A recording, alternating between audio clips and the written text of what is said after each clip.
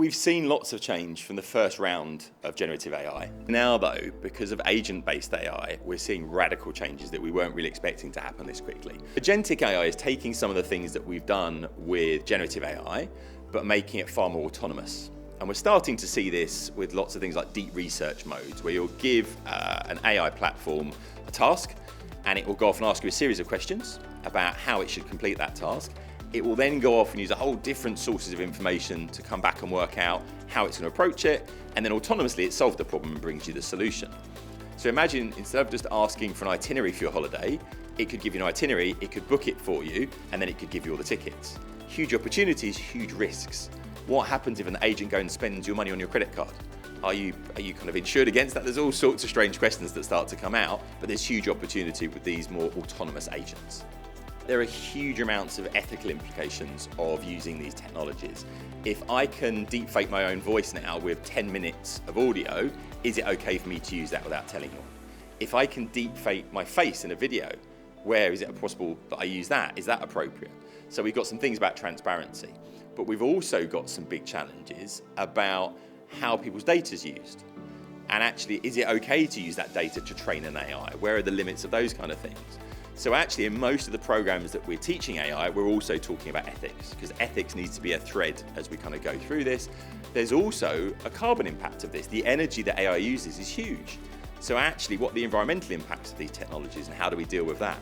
So it's really important that when we're applying any of this AI technology, we think about how it's applied, we're mindful of ethics, of environmental impacts, and in all our programs we try and tie that together as a thread throughout. So I've been really surprised by the pace of change with agents and agentic AI as well.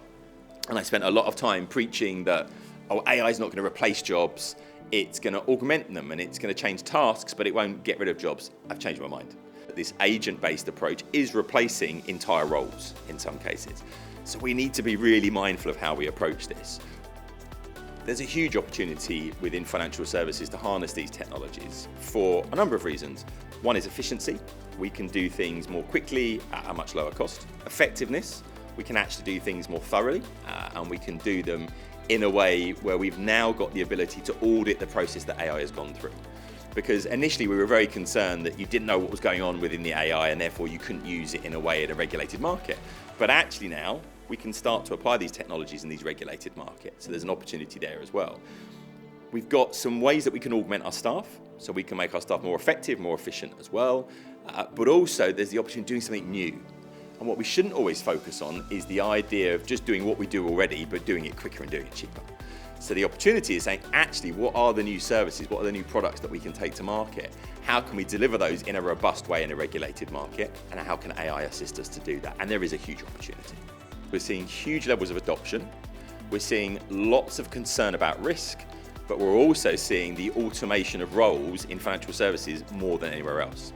So what it really means is that the financial services industry needs to be acutely aware of how AI is developing, the impact that it's having on the skills and talent that we require, and how actually competitive advantages can be gained by using some of these technologies.